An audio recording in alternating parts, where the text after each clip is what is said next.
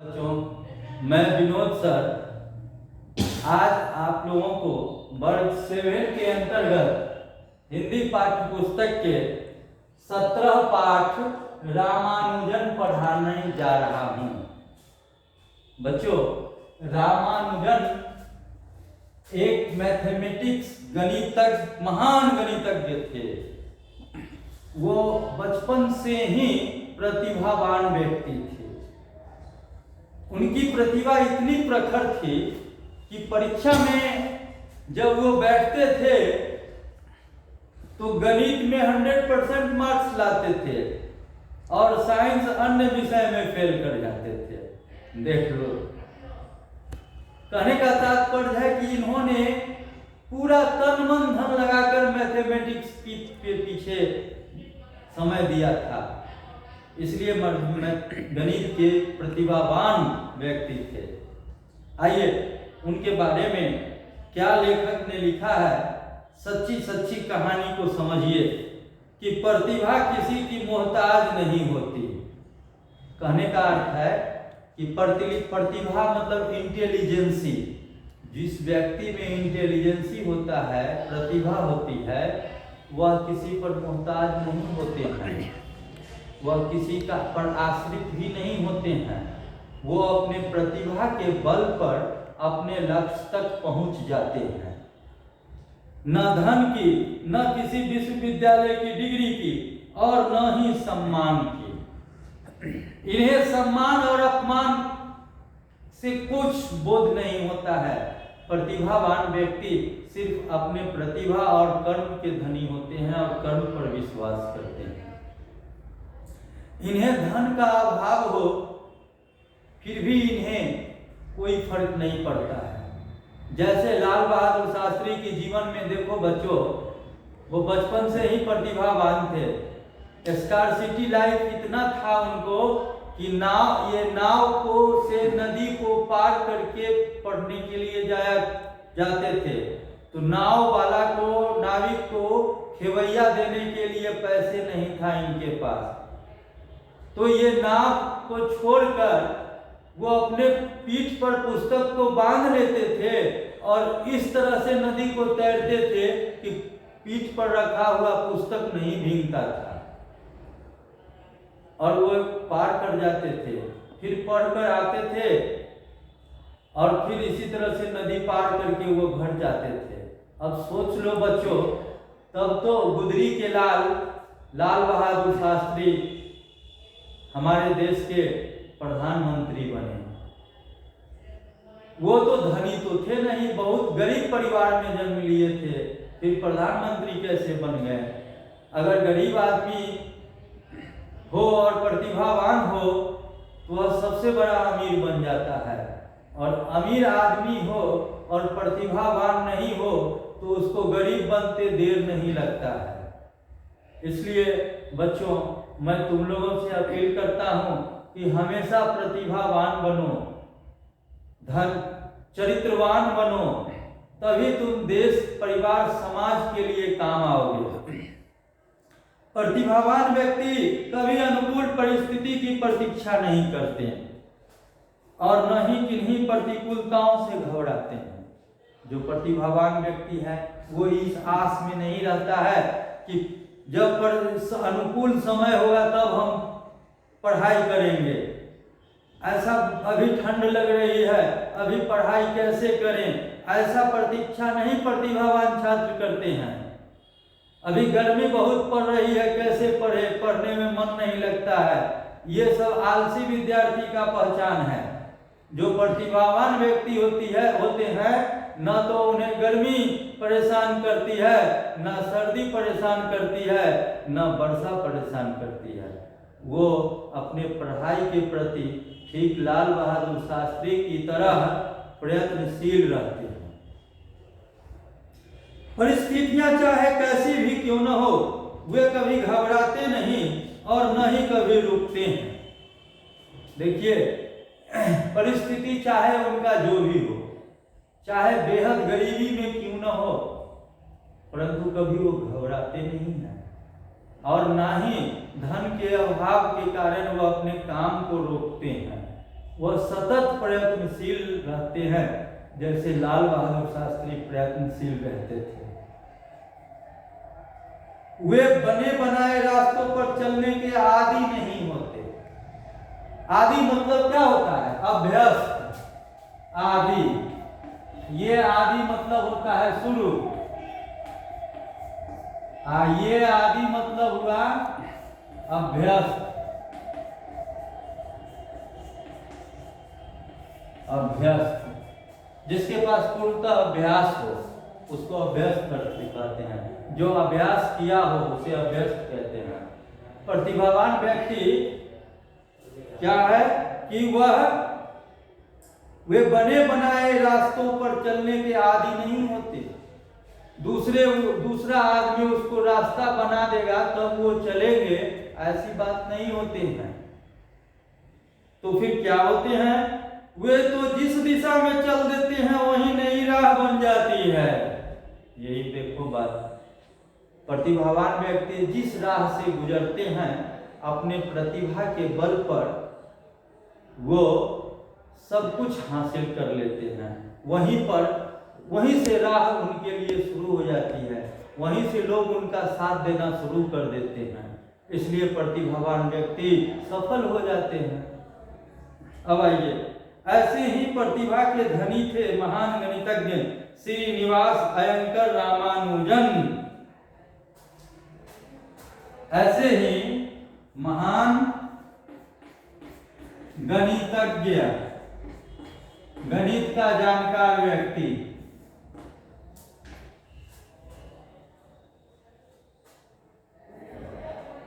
श्रीनिवास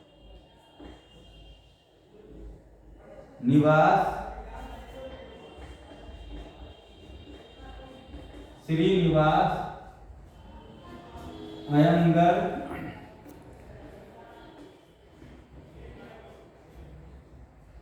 रामानुजन।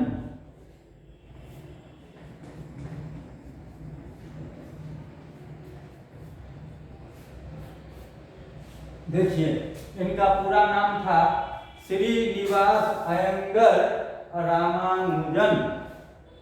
परीक्षा में प्रश्न पूछ सकता है कि रामानुजन का पूरा नाम क्या था, तो आपको लिखना होगा श्रीनिवास अयंगर रामानुजन। अब आप समझ जाइए कि क्या हम कह रहे हैं। रामानुजन कौमा यहाँ पूर्ण विराम। तो ये महान गणितज्ञ थे और प्रतिभावान थे। व्यक्ति अगर धनवान नहीं है तो कोई बात नहीं, अगर व्यक्ति प्रतिभावान है, चरित्रवान है, तो उसके पास सब कुछ है, वह धनवान भी है।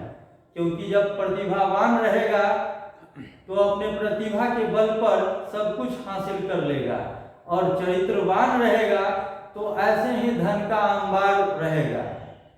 इसलिए जो धनवान और चरित्रवान होते हैं, ये जो प्रतिभावान और चरित्रवान होते हैं वही धनवान होते हैं। आइए, रामानुजन का जन्म एक बहुत ही गरीब परिवार में 22 दिसंबर 1887 को तमिलनाडु राज्य में हुआ था।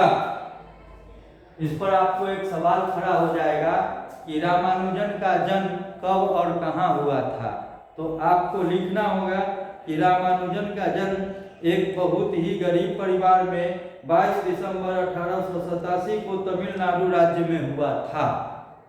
2 नंबर का ये क्वेश्चन रहेगा। बचपन से ही रामानुजन को गणित के प्रति विशेष अनुराग उत्पन्न हो गया था। देखो बच्चों, अनुराग मतलब क्या हुआ? अनुराग,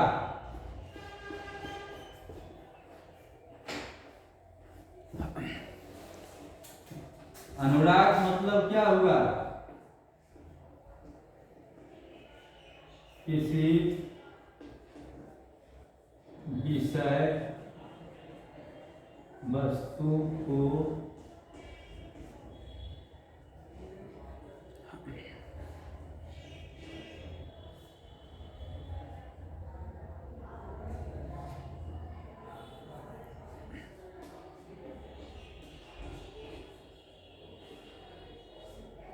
सीखने की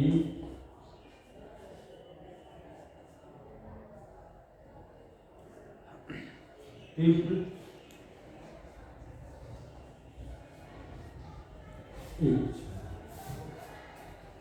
किसी विषय वस्तु को जानने की तीव्र इच्छा को अनुराग कहते हैं। बचपन में ही इनको गणित के प्रति विशेष अनुराग उत्पन्न हो गया था। जब वे तीसरी कक्षा में थे तो एक दिन गणित के अध्यापक ने पढ़ाते हुए कहा, यदि तीन केले 3 व्यक्तियों को बांटे जाए तो प्रत्येक को 1 केला मिलेगा। यदि 100 केले 100 व्यक्तियों में बांटे जाए तो भी प्रत्येक को 1 ही केला मिलेगा। इस तरह सिद्ध होता है कि किसी भी संख्या को उसी संख्या से भाग दिया जाए तो परिणाम 1 मिलेगा। अब आइए, रामानुजन जी का तीसरी कक्षा का जीवनी लेखक लिख रहे हैं और बता रहे हैं कि तीसरी कक्षा में जब रामानुजन पढ़ रहे थे तो कक्षा में अध्यापक महोदय ने उनसे पूछा कि यदि 3 केला 3 व्यक्ति में बांटा जाए तो प्रत्येक व्यक्ति को 1-1 केले मिलेंगे। फिर यदि 100 केला 100 व्यक्तियों को बांटा जाए फिर भी प्रत्येक व्यक्ति को 1 केला ही मिलेगा। अंततः इससे सिद्ध होता है कि किसी भी संख्या को उसी संख्या से अगर भाग दिया जाए तो भागफल 1 होता है। जैसे 10 में 10 से भाग देंगे तो 1 होगा, 5 में 5 से भाग देंगे तो 1 होगा। अब आइए, उनके इस प्रश्न पर अध्यापक महोदय अवाक इस पर रामानुजन ने खड़े होकर पूछा। क्या पूछा? यदि 0 को 0 से भाग दिया जाए तो भी क्या परिणाम 1 ही मिलेगा? देखो बच्चों, बड़ा सवाल पड़ा। तब उन्होंने खड़ा होकर पूछ दिया। क्या पूछ दिया? कि ठीक है गुरुदेव, आपने तो कहा कि किसी संख्या को उसी संख्या से भाग देंगे तो परिणाम 1 होगा। क्या 0 को 0 से भाग देंगे तो परिणाम 1 होगा? जैसे देखो 10/10 बराबर 1 होता है, 5/5 बराबर 1 होता है, 0/0 बराबर 2 0 होता है, 1 तो होता नहीं है। तो आपका बताया हुआ ये नियम गलत हो रहा है। अध्यापक महोदय से रामानुजन पूछ बैठे कि गुरुदेव, आप तो कहते हैं कि किसी भी संख्या को उसी संख्या से अगर भाग देंगे तो भागफल 1 होगा। क्या हम 0 में 0 से भाग देंगे तो भागफल 1 होगा? इस पर तो अध्यापक महोदय सुनते ही अवाक रह गए रामानुजन के इस प्रश्न से। क्या है? उनके इस प्रश्न पर अध्यापक महोदय अवाक रह गए, क्योंकि इतनी छोटी उम्र में उन्होंने ऐसा प्रश्न किया जो सामान्य बच्चे नहीं पूछ सकते थे। केवल वही उसे पूछ सकते थे जो उसके बारे में गहराई से जानते हो। अब देखो बच्चों, अवाक रह गए मतलब आश्चर्यचकित हो गए। अध्यापक महोदय रामानुजन के प्रश्न से आश्चर्य में पड़ गए। फिर क्या होता है तो देखिए। उस समय रामानुजन के घर की आर्थिक स्थिति बहुत कमजोर थी। उस समय में बड़ी पारिवारिक आर्थिक स्थिति अच्छी नहीं थी, किंतु उनका उत्साह देखकर घर वालों ने किसी तरह उनकी हाई स्कूल की पढ़ाई पूरी करवा ली। बच्चा लगनशील था, प्रतिभावान था, इसलिए माता पिता ने अपनी क्षमता के अनुसार उन्हें हाई स्कूल तक पढ़ाया। अब फिर क्या हुआ? रामानुजन बहुत प्रतिभावान थे वे, पर घर की आर्थिक स्थिति के कारण परिवार वाले उन्हें कॉलेज नहीं भेज सके। रामानुजन घर की आर्थिक स्थिति से परिचित थे, अतः उन्होंने कॉलेज की पढ़ाई हेतु कड़ी मेहनत कर स्कॉलरशिप प्राप्त की और उसी के आधार पर उन्हें कॉलेज में प्रवेश मिल गया। देखिए, घर में आर्थिक स्थिति इतनी कमजोर थी कि इन्हें हाई स्कूल तक पढ़ाने के बाद लोगों को क्षमता नहीं हो सका जो कॉलेज की पढ़ाई में इन्हें दाखिला लिया जाए। अतः घर वालों ने इन्हें असमर्थ हो बताया, परंतु रामानुजन ने हार नहीं मानी। उन्होंने कठोर परिश्रम करके स्कॉलरशिप हासिल किया। स्कॉलरशिप के आधार पर इनका प्रवेश कॉलेज में हो गया। उन्हें गणित विषय अत्यधिक प्रिय था और वे दिन रात गणित के सवाल ही हल करते रहते थे। गणित को छोड़कर किसी विषय में उनका मन नहीं लगता था, किंतु कॉलेज की परीक्षा पास करने के लिए अन्य विषयों में भी पास होना अनिवार्य होता है। यह बात वे जानते थे, किंतु फिर भी अन्य विषयों पर ध्यान नहीं दे पाते थे। यही कारण था कि एक बार वे गणित को छोड़कर अन्य सभी विषयों में फेल हो गए और जिसके कारण उनकी स्कॉलरशिप भी बंद हो गई। घर की आर्थिक स्थिति ऐसी नहीं थी कि कॉलेज की फीस जमा कर पाते, इसलिए उन्होंने अपनी पढ़ाई बीच में ही छोड़नी पड़ी। देखिए, ऐसा भूल मत करना बच्चों तुम लोग। ये रामानुजन साहब भूल कर दिए बचपन में कि स्कॉलरशिप तो मिल गया, परंतु कॉलेज में ये गणित विषय को छोड़कर दूसरे विषय पर कभी ध्यान नहीं दिया। नतीजा हुआ कि वो फेल कर गए, गणित में पास हुए, अन्य विषय में फेल हो गए, जिससे इनका स्कॉलरशिप भी बंद हो गया। नतीजा हुआ कि इन्हें बीच में ही पढ़ाई छोड़नी पड़ी। ऐसा काम तुम मत कभी करना।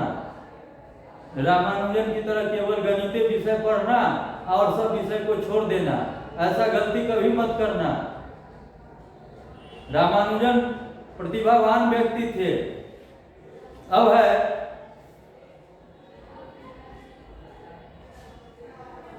कॉलेज छूट गया, इस बात का रामानुजन को बहुत दुख था, किंतु इससे भी अधिक दुख गणित की पढ़ाई छूट जाने का। कॉलेज से निष्कासित हो जाने के बाद इनका दिल टूट गया।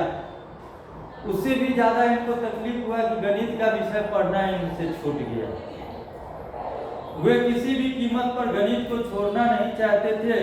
सौभाग्य से वे जिस जगह काम करते थे वहां रद्दी के ढेर में उन्हें जॉर्ज कार की लिखी गणित की पुस्तक synopsis of elementary result in pure mathematics मिल गई। इस पुस्तक को देखकर उन्हें इतनी खुशी हुई जैसे कि उन्हें नई जिंदगी मिल गई हो। इस पुस्तक में गणित के कुल 6165 फार्मूले थे, किंतु सभी फार्मूले सत्य है। इसकी उस पुस्तक में किसी प्रकार की कोई तार्किक ढंग से व्याख्या नहीं था। इस पुस्तक ने रामानुजन को प्रेरित किया और वे उनके समाधान खोजने में जुट गए।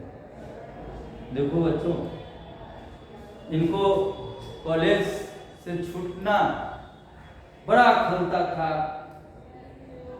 वह किसी जगह काम करना शुरू कर दिए। जहां वो काम करते थे वहां रद्दी के ढेर में उन्हें जॉर्ज कार की लिखी गई गणित की पुस्तक synopsis of elementary results in pure mathematics मिल गया।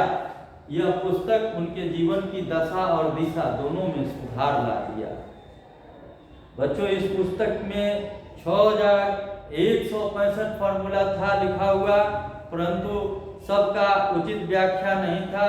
अतः इस पुस्तक को मिलते ही इनकी प्रेरणा जग गई और उन्होंने इस पुस्तक की हर समस्या का समाधान हल करने में जुट गए। रामानुजन बिना किसी की मदद के उन सूत्रों को सिद्ध करने में जुट गए। वे उन सूत्रों को ध्यान से पढ़ते और दिन रात उसी के बारे में सोचते रहते और उन्हें सुलझाने के लिए प्रयास करते। इसी प्रयास में उन्होंने अनेक खोजें कर डाली। वे अपने इन विचारों और कल्पनाओं का अभ्यास को एक नोटबुक में व्यवस्थित ढंग से लिख दिया करते थे। इस प्रकार उन्होंने 3 नोटबुक लिखी। देखो बच्चों, यह पुस्तक इनके जीवन की दशा और दिशा में बदलाव कैसे लाया। वो दिन रात एक करके उसके सवाल का जवाब ढूंढने में लग गए, जिसके आधार पर इन्हें नई नई खोजें मिल गई और इन्होंने सारा समस्या का समाधान 3 नोटबुक में किया। जो यह 3 नोटबुक तैयार हुआ और यह पुस्तक प्रेरित कर दिया। इस पुस्तक ने हाँ, इन 3 नोटबुक से बनी पुस्तक वैज्ञानिक के लिए आज भी पांडुलिपि के समान है, जिसके आधार पर देश में ही नहीं विदेशों में भी अनेक शोध कार्य संपन्न हुए। आज भी उनकी ये पुस्तकें गणितज्ञों और वैज्ञानिकों के लिए अमूल्य धरोहर है। अब समझो बच्चों कि जॉर्ज कार की पुस्तक के हर सवाल का इन्होंने व्याख्या कर दिया और 3 पुस्तक नोटबुक बनाई। यह नोटबुक आज भी इनका धरोहर की तरह सुरक्षित है और गणितज्ञ और वैज्ञानिकों के लिए धरोहर है। रामानुजन गणित के क्षेत्र में प्रतिभावान थे, लेकिन उनकी प्रतिभा को सही मायने में पहचाना कैम्ब्रिज यूनिवर्सिटी के प्रोफेसर हार्डी ने रामानुजन के कार्यों को समुचित मान्यता दिलाई व यथोचित सम्मान दिलाया। बाद में दोनों ने मिलकर अनेक शोध पत्र प्रकाशित कराए। अब बताइए कितनी प्रतिभावान थे। और कैम्ब्रिज विश्वविद्यालय के हार्डी नामक प्रोफेसर ने उन्हें और सम्मान बढ़ा दिया। इंग्लैंड में रहकर रामानुजन ने उच्च गणित के क्षेत्र में संख्या सिद्धांत, इलिप्टिक फलन, हाइपर ज्योमेट्रिक श्रेणी इत्यादि में अनेक महत्वपूर्ण खोजें की, लेकिन वहां का मौसम उनके लिए अनुकूल नहीं रहा और 6 अप्रैल 1920 को मात्र 32 वर्ष की उम्र में उनका शरीर छूट गया। अब देखो बच्चों, एक कहावत है कि जाओगे नेपाल तो संगे जाएगा कपाल। ये इंग्लैंड तो चले गए, उपाधि भी प्राप्त कर लिए, वहां रहकर इन्होंने शोध कार्य भी करना शुरू कर दिया। अब देखो वहां का मौसम इनके लिए कैसे घातक सिद्ध हुआ। वहां का मौसम इनको नहीं सूट किया और वह बीमार रहने लगे। अंततः 32 वर्ष की आयु में ही 1920 ईस्वी में 26 अप्रैल 1920 के दिन यह दिवंगत हो गए, अर्थात मर गए। शरीर छोड़ने से पहले जब वे बीमार थे तब उन्होंने अपने गुरु एवं ब्रिटिश गणितज्ञ G.H. हार्डी को एक पत्र लिखा। बीमार के दिनों में इन्होंने प्रोफेसर हार्डी साहब को एक पत्र लिखा था। इस पत्र में उन्होंने अनेक नए गणितीय फलनों की रूपरेखा प्रस्तुत की, जिसे उससे पहले कभी सुना भी नहीं गया था। इस पत्र में रामानुजन ने इन फलन के बारे में भी संकेत दिए थे कि ये कैसे कार्य करते हैं। डेली मेल की एक रिपोर्ट के अनुसार अनुसंधानकर्ताओं ने बताया कि रामानुजन के द्वारा बताए गए फार्मूले बिल्कुल सही थे और ये फार्मूले ब्लैक होल की प्रक्रिया की भी व्याख्या कर सकते हैं। देखो अनुसंधानकर्ताओं ने उनके इस लिखे गए पत्र में हार्डी साहब के पास जो बीमार की हालत में जो पत्र लिखा था उनमें उन्होंने अनेक सिद्धांत को भी लिखा था। उसको अनुसंधानकर्ताओं ने जब अन्वेषण किया तो उन्होंने यह कहा कि यह फार्मूले ब्लैक होल की प्रक्रिया को भी व्याख्या कर सकता है। कितना शानदार बना दिया। ब्लैक होल दिक्काल एक ऐसा क्षेत्र है जहां से गुरुत्वाकर्षण प्रकाश समेत किसी भी चीज को निकलने नहीं देता है। इसी को ब्लैक होल कहते हैं। एमोरी विश्वविद्यालय के गणितज्ञ केन ओनो का इसके बारे में कहना है कि सन 1920 के दशक में जब ब्लैक होल की चर्चा नहीं करता था, उस समय रामानुजन द्वारा दिए गए फार्मूले भविष्य में प्रकट होने वाले रहस्य को भी बेनकाब कर रहे हैं। यह आश्चर्यजनक बात है। अब इनके द्वारा लिखे गए फार्मूले को वो विश्वविद्यालय एमोरी विश्वविद्यालय के गणितज्ञ के द्वारा प्रशंसित किया गया। गणित के क्षेत्र में रामानुजन किसी भी प्रकार से अन्य गणितीय विशेषज्ञ जैसे गॉस, यूलर, आर्किमिडीज से कम नहीं थे, अर्थात इन पर यह भी भारी पड़ते। किसी भी प्रकार की औपचारिक शिक्षा न लेने के बावजूद रामानुजन ने उच्च गणित के क्षेत्र में ऐसी विलक्षण खोजें की, इस क्षेत्र में उनका नाम अमर हो गया। बताओ अपनी विलक्षण प्रतिभा के कारण ये ऊंची मुकाम हासिल किए। विलक्षण खोजों की इस क्षेत्र में उनका नाम अमर हो गया। यदि व्यक्ति जीवन में कुछ करना चाहता है तो कोई भी परिस्थिति उसके मार्ग में ज्यादा देर तक बाधा नहीं बन सकती। दृढ़ संकल्प, सशक्त मनोबल वाला व्यक्ति न कभी परिस्थितियों से घबराता है और न ही अपना रास्ता बदलता है। यदि व्यक्ति चाहे तो वह क्या कुछ नहीं कर सकता। इस बात का प्रत्यक्ष उदाहरण है रामानुजन का जीवन।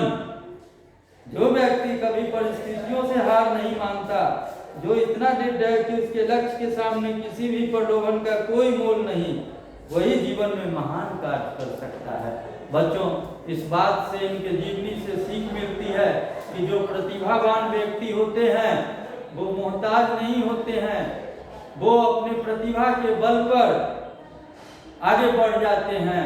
इनसे शिक्षा मिलती है कि यदि मनुष्य का इरादा अटल हो, दृढ़ संकल्प हो, कठिन परिश्रम हो और अनुशासन हो तो व्यक्ति जीवन के कदम कदम पर सफलता हासिल कर सकता है। हमें इस पाठ से यही शिक्षा मिलती है। धन्यवाद बच्चों। अब आप इसका प्रश्न आंसर बनाएंगे, फिर जो प्रश्न होगा उसका हम आंसर बताएंगे।